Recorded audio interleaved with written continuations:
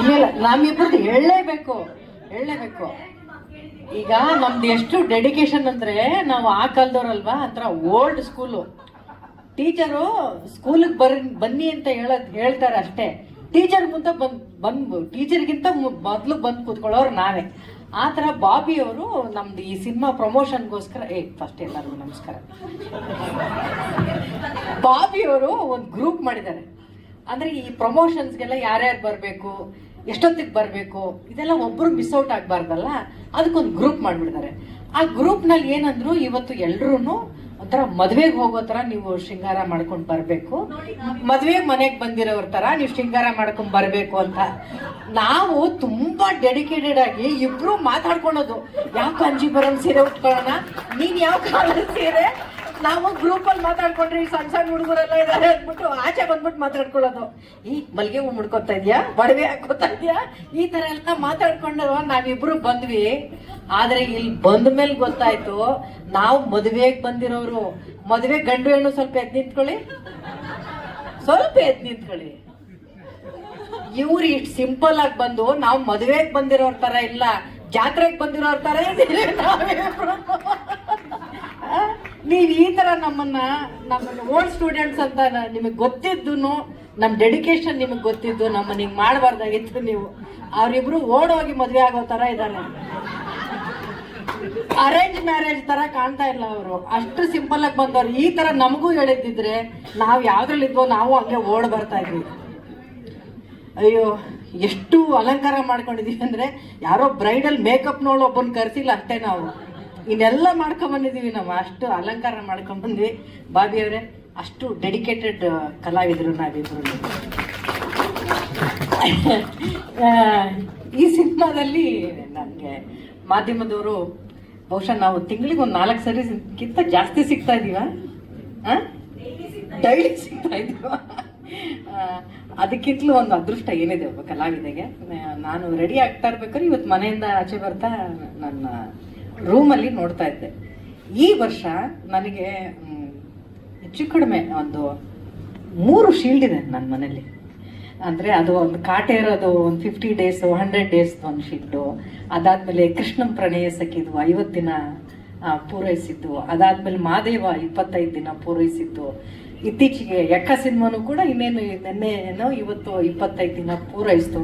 ಈ ರೀತಿ ಕನ್ನಡ ಸಿನಿಮಾಗಳು ಇಷ್ಟು ಚೆನ್ನಾಗಿ ಜನ ಪ್ರೀತಿಸ್ತಾ ಇದ್ದಾರಲ್ಲ, ಅದನ್ನ ನೋಡೋಕೆ ತುಂಬ ಖುಷಿ ಆಗುತ್ತೆ. ಅಂಥ ಸಿನಿಮಾಗಳಲ್ಲಿ ನನಗೆ ಅವಕಾಶ ಸಿಕ್ಕಿದೆಯಲ್ಲ ಅಂತ ನನಗೆ ತುಂಬಾ ಖುಷಿ ಆಗುತ್ತೆ. ಬಹುಶಃ ಆ ಸಾಲಿಗೆ ಸೇರುವಂಥ ಮತ್ತೊಂದು ಸಿನಿಮಾ ಅಂದರೆ ಅದು ಜಸ್ಟ್ ಮ್ಯಾರೇಜ್ ಅಂತ.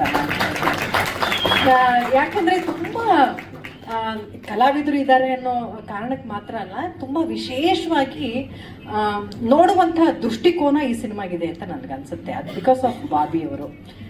ಎಲ್ಲ ನಿರ್ದೇಶಕರು ಪುರುಷ ಪ್ರಧಾನ ಸಮಾಜದಲ್ಲಿ ಇದುವರೆಗೂ ನಾವು ನೋಡಿರೋದೆಲ್ಲ ಜಸ್ಟ್ ಒಬ್ಬ ಪುರುಷರು ಒಂದು ಕಥೆಯನ್ನು ಹೇಗೆ ನೋಡ್ತಾರೆ, ಅಥವಾ ಒಂದು ಸಂಸಾರನ ಹೇಗೆ ನೋಡ್ತಾರೆ, ಅಥವಾ ಒಬ್ಬ ಗಂಡ ಹೆಂಡತಿನ ಹೇಗೆ ನೋಡ್ತಾರೆ, ಒಂದು ಕುಟುಂಬದಲ್ಲಿರುವಂಥ ಎಲ್ಲ ಸಂಬಂಧಗಳನ್ನು ಹೇಗೆ ಒಬ್ಬ ಪುರುಷ ನೋಡ್ತಾನೆ ಅನ್ನೋದನ್ನು ಮಾತ್ರ ನಮಗೆ ಗೊತ್ತಿದೆ. ಆದರೆ ಒಬ್ಬ ಮಹಿಳೆ ಅದನ್ನು ಯಾವ ದೃಷ್ಟಿಕೋನದಲ್ಲಿ ನೋಡಬಲ್ಲಳು ಅನ್ನುವಂಥ ಸೂಕ್ಷ್ಮತೆ ಬಹುಶಃ ಈ ಜಸ್ಟ್ ಮ್ಯಾರಿಡ್ ಸಿನಿಮಾದಲ್ಲಿ ಸಿಗುತ್ತೆ ಅಂತ ನನಗನ್ಸುತ್ತೆ.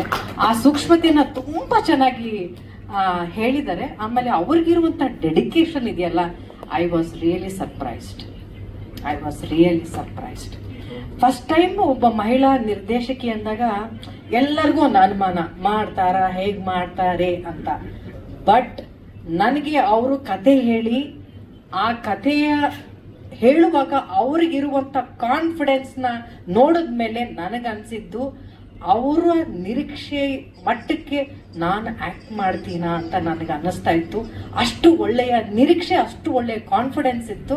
ನೀವು ನಮ್ಮಲ್ಲ ಒಂದು ಸೀನಲ್ಲಿ, ತುಂಬ ಒಂದು ದೊಡ್ಡ ಕ್ಲೈಮ್ಯಾಕ್ಸ್ ಸೀನಲ್ಲಿ, ಆ ಸೀನನ್ನು ನನಗೆ ನರೇಟ್ ಮಾಡಬೇಕಾಗಿತ್ತು.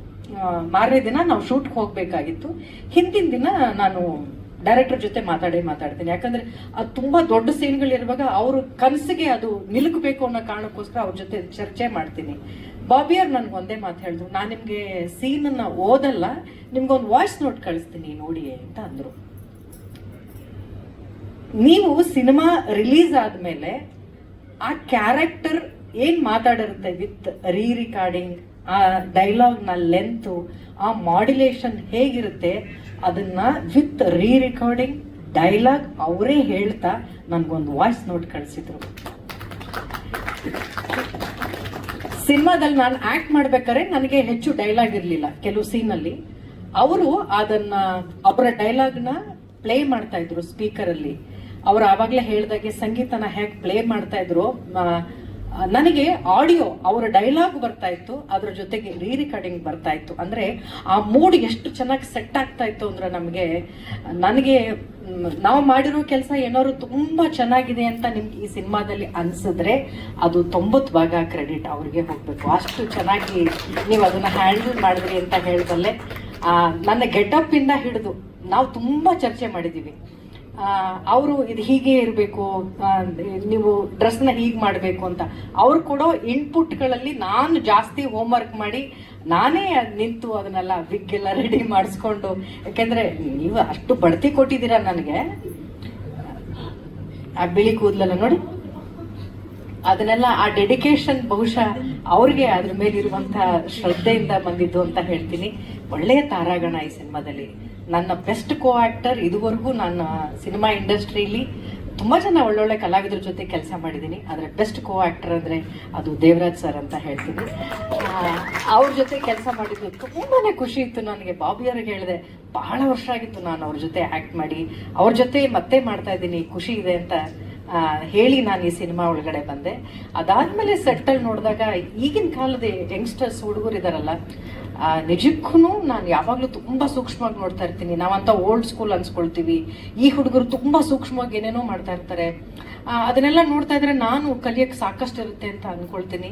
ಆ ಥರ ನಾನು ತುಂಬಾ ಪ್ರೀತಿಯಿಂದ ಪ್ರತಿಯೊಂದು ಫ್ರೇಮ್ ನನ್ನ ಜೊತೆಲಿ ಇರುವಾಗ ನಾನು ನೋಡ್ತೀನಿ ಅಂತಂದ್ರೆ ದಟ್ ಇಸ್ ಅಂಕಿತಾ. ಏನ್ ಹೇಳ್ತೀರಿ, ಈ ತರದ್ದು ಒಬ್ಬ ಕಲಾವಿದರ ಅವಶ್ಯಕತೆ ಇದೆ ಅಂತ ಹೇಳ್ತೀನಿ. ಆ ಒಂದು ಫಿಲ್ ಇನ್ ದ ಬ್ಲಾಂಕ್ಸ್ ಅಥವಾ ಆ ಒಂದು ಗ್ಯಾಪ್ನ ತುಂಬುವಂತ ಒಬ್ಬ ಕಲಾವಿದೆ ಅಂಕಿತಾ ನಿಜವಾಗ್ಲೂ ಆಗ್ತಾಳೆ ಅಂತ ನನ್ಗೆ ಅನ್ಸುತ್ತೆ. ಕನ್ನಡದಲ್ಲಿ ಭಗವಂತ ನಿನಗೆ ಒಳ್ಳೊಳ್ಳೆ ಪಾತ್ರಗಳು ಸಿಗ್ಲಿ ಅಂತ ನಾನು ಹೇಳ್ತೀನಿ. ನಿನ್ನ ನಡತೆ ಆಗಿರ್ಬೋದು, ನಿನಗಿರುವಂತಹ ಗೌರವ ಆಗಿರ್ಬೋದು, ನಿನಗಿರುವಂತಹ ಶ್ರದ್ಧೆ ಆಗಿರ್ಬೋದು, ಬಹುಶಃ ಒಳ್ಳೆ ಪಾತ್ರಗಳು ಸಿಕ್ಕರೆ ನೀನ್ ಕನ್ನಡದಲ್ಲಿ ಯಾವತ್ತೂ ಮರೆಯಕ್ಕಾಗದೇ ಇರುವಂತ ಒಬ್ಬ ನಾಯಕಿ ಆಗ್ತೀಯ.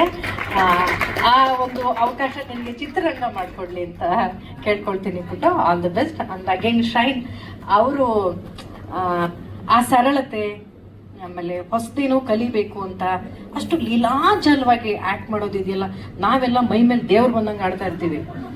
ಒಂದು ಸೀನ್ ಕೊಟ್ಬಿಟ್ರೆ ಅಯ್ಯೋ ಅದೇ ಮೂಡಲ್ಲೇ ಇರ್ತೀವಿ ನಾವು, ಆ ಮೂಡಿಂದ ಆಚೆ ಹೋಗೋಕ್ಕಾಗಲ್ಲ. ನಾನು ಸಿಕ್ಕಾಬಿಡೆ ತಲೆ ಕೆಡಿಸ್ಕೊಳ್ತಾ ಇರ್ತೀನಿ. ಒಂದು ಶಾರ್ಟಲ್ಲಿ ಅದು ಚೆನ್ನಾಗಿತ್ತಾ, ಇದು ಚೆನ್ನಾಗಿಲ್ವಾ, ಓಡೋಗೋದು ಮಾನಿಟ್ರಲ್ಲಿ, ಮೇಡಮ್ ಒನ್ ಮೋರ್ ಅನ್ನೋದು. ಆ ಹುಡುಗ ಎಷ್ಟು ಸಲೀಸಾಗಿ ಮಾಡ್ತಾ ಇದ್ರು ಅಂದ್ರೆ ಅದು ಡೈಲಾಗ್ ಹೇಳಿ ಮುಗಿಸಿದ್ರ ಅಂತಾನೆ ಗೊತ್ತಾಗ್ತಾ ಇರಲಿಲ್ಲ, ಅಷ್ಟು ಈಸಿಯಾಗಿ ಆಕ್ಟ್ ಮಾಡ್ತಾ ಇದ್ರು.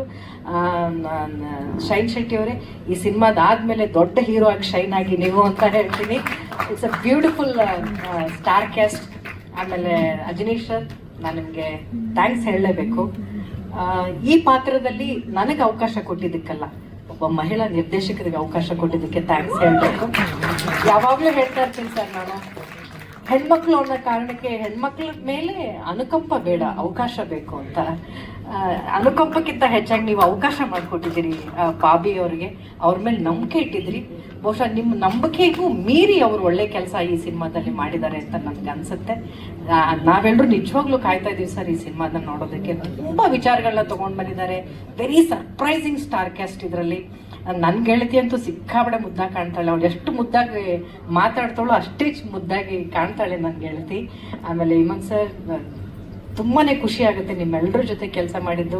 ಅಂಡ್ ಡ್ಯಾನ್ಸ್ ಮಾಸ್ಟರ್, ನಾನು ಹೇಳ್ತಾ ಇದ್ದೆ ಈ ವಯಸ್ಸಾದವಳು ಕೇಳಿ ಡ್ಯಾನ್ಸ್ ಮಾಡಿಸ್ಬೇಕಾ, ಇದರಲ್ಲಿ ವಯಸ್ಸಾದವಳು ಕ್ಯಾರೆಕ್ಟರ್ ನನಗೆ, ನಾನು ಡ್ಯಾನ್ಸ್ ಮಾಡಲ್ಲ ಅಂತ ಬಾಬಿ ಅವರು ಮತ್ತೆ ನಮ್ಮ ಕೊರಿಯೋಗ್ರಾಫರ್ ಮೇಡಮ್ ಬಿಡ್ಲೇ ಇಲ್ಲ.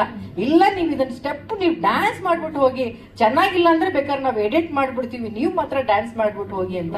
ಬಹುಶಃ ಅದಿದೆ, ಅವ್ರು ಮಾತ್ರ ಅಲ್ಲ, ತಡೆ ಆದ್ಮೇಲೆ ನೋಡಪ್ಪ ಅಂತ. ಸೊ ಅದನ್ನೇ ವೈರಲ್ ಮಾಡ್ತಾ ಇದ್ದಾರೆ. ನನ್ಗೆ ಅದೇ ಅಯ್ಯೋ ಚೆನ್ನಾಗಿಲ್ವೋ ಅಂತ ನಾವು ಒಂದ್ ಕಡೆ ಕಂಟೆಂಟ್ ಹುಡುಕ್ತಾವಲ್ಲ. ನೋಡಮ್ಮ, ನಾವು ಡ್ರೆಸ್ ಮಾಡ್ಕೊಂಡ್ ಬಂದಿರೋದಕ್ಕೂ ಅದಕ್ಕೂ ಜಾತ್ರೆ. ಯಾರ ಅವ್ರ ಕನ್ನಡಕ ಹಾಕಿ ನಿಲ್ಲಿಸ್ತೀನಿ. ಇಲ್ಲೊಂದು ಕನ್ನಡಕ ಇದೆ, ಹಾ ಬ್ರೇಕ್ ಟು ಬಿ ಅಂತ ಒಂದು ಕನ್ನಡಕ ಇದೆ, ಅದು ಹಾಕ್ಬಿಟ್ಟು ನಿಲ್ಲಿಸ್ತೀನಿ ನಿಮ್ಮನ್ನ ಪಕ್ಕದಲ್ಲಿ. 22ನೇ ತಾರೀಕು ಈ ಸಿನಿಮಾ ಬಿಡುಗಡೆ ಆಗ್ತಾ ಇದೆ. ದಯವಿಟ್ಟು ಎಲ್ಲರೂ ಚಿತ್ರಮಂದಿರಕ್ಕೆ ಹೋಗಿ ಸಿನಿಮಾ ನೋಡಿ ಅಂತ ಕೇಳ್ಕೊಳ್ತಾ ಇದ್ದೀವಿ ಪ್ರೀತಿಯಿಂದ. ಆದರೆ ಇತ್ತೀಚಿನ ದಿನಗಳಲ್ಲಿ ಕನ್ನಡ ಸಿನಿಮಾಗಳಲ್ಲಿ ಒಳ್ಳೆ ಕಂಟೆಂಟ್ ಇರುವ ಸಿನಿಮಾಗಳಿಗೆ ಪ್ರೇಕ್ಷಕರು ಕೈ ಯಾವತ್ತೂ ಕೊಟ್ಟಿಲ್ಲ, ಜನ ಕೈ ಹಿಡಿದಿದ್ದಾರೆ. ಈ ಸಿನಿಮಾಗೂ ಕೂಡ ಜನ ಅಥವಾ ಕನ್ನಡಿಗರು ಪ್ರೋತ್ಸಾಹಿಸ್ತಾರೆ ಅನ್ನುವಂಥ ನಂಬಿಕೆಯಿಂದ ಈ ಒಂದು ಸಿನಿಮಾವನ್ನ 22ನೇ ತಾರೀಕು ನೀವೆಲ್ಲರೂ ನೋಡಿದ್ಮೇಲೆ ಒಳ್ಳೊಳ್ಳೆ ರಿವ್ಯೂಸ್ಗಳನ್ನ ಕೊಡಿ, ಈ ಸಿನಿಮಾವನ್ನ ಹಾರೈಸಿ ಅಂತ ಕೇಳ್ಕೊಳ್ತೀನಿ. And thanks for this opportunity. Thank you.